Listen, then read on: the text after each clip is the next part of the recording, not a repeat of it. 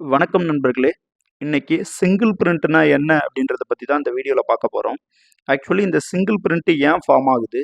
இந்த single print நமக்கு என்ன சொல்லுது? இந்த சிங்கிள் பிரிண்ட்ட வச்சு எப்படி ட்ரேட் பண்ணுவாங்க? அப்படின்ற எல்லா ஃபுல் டீட்டெயிலையும் நம்ம இந்த வீடியோல பார்க்கலாம். நான் எடுத்திருக்கிறது நிஃப்டியோட ஃபியூச்சர் சார்ட்டு.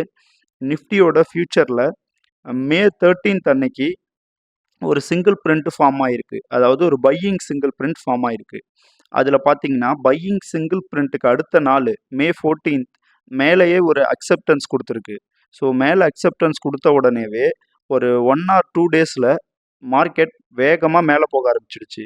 ஸோ அதுக்கு அடுத்த நாள் கூட பார்த்தீங்கன்னா மே 17th அன்னைக்கும் ஒரு சிங்கிள் பிரிண்ட்டுக்கு டெஸ்ட் பண்ணிட்டு அகெயின் மார்க்கெட் மேலே போகுது. இந்த சிங்கிள் பிரிண்ட் ஏன் ஃபார்ம் ஆகுது அப்படின்னு கேட்டால், இந்த மார்க்கெட்டில் எப்பெல்லாம் ஒரு பிக் பிளேயர்ஸ் வராங்களோ, அதாவது ஒரு மார்க்கெட்டோட அக்ரெசிவை இது காட்டுது.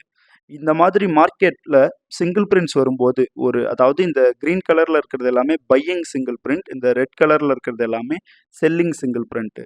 இந்த மாதிரி டைரக்ஷனில் இருக்கும்போது நம்ம எப்போவுமே பையை மட்டும்தான் எக்ஸ்பெக்ட் பண்ணணும். அதாவது பையிங் சிங்கிள் பிரிண்ட் இருந்துச்சுன்னா மார்க்கெட் ஸ்ட்ராங்காக மேலே போக போகுதுன்னு அர்த்தம்.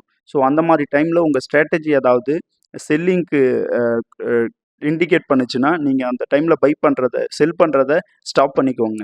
இந்த மாதிரி சில கன்ஃபர்மேஷன்ஸ், சில கன்விக்ஷன் தான் நமக்கு இந்த மார்க்கெட் ப்ரொஃபைலில் கிடைக்கும்.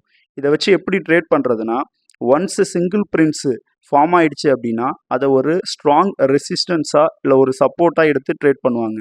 இப்போ இந்த டாப்பிக்கில் இந்த கண்டெக்ஸ்டில் பார்த்தீங்கன்னா என்ன நடந்திருக்குன்னா, இந்த மே 14th அன்னைக்கு இதை ஒரு சப்போர்ட்டாக எடுத்துக்கிட்டு மார்க்கெட் வேகமாக மேலே போக ஆரம்பிச்சிடுச்சு.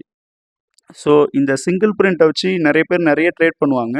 ஆக்சுவலாக சிங்கிள் பிரிண்ட்னா என்னன்னு உங்களுக்கு புரிஞ்சிருக்கும்னு நினைக்கிறேன். ஆக்சுவலாக இந்த சிங்கிள் பிரிண்ட்டு ஏன் ஃபார்ம் ஆகுது? இந்த சிங்கிள் பிரிண்ட்டு ஆக்சுவலி ஒரு சிங்கிள் லெட்டர்ஸ் மூலியமாக தான், அதாவது ஒரு சிங்கிள் டிபிஓவாக அந்த இடத்த ஃபார்ம் ஆகிருக்கும்.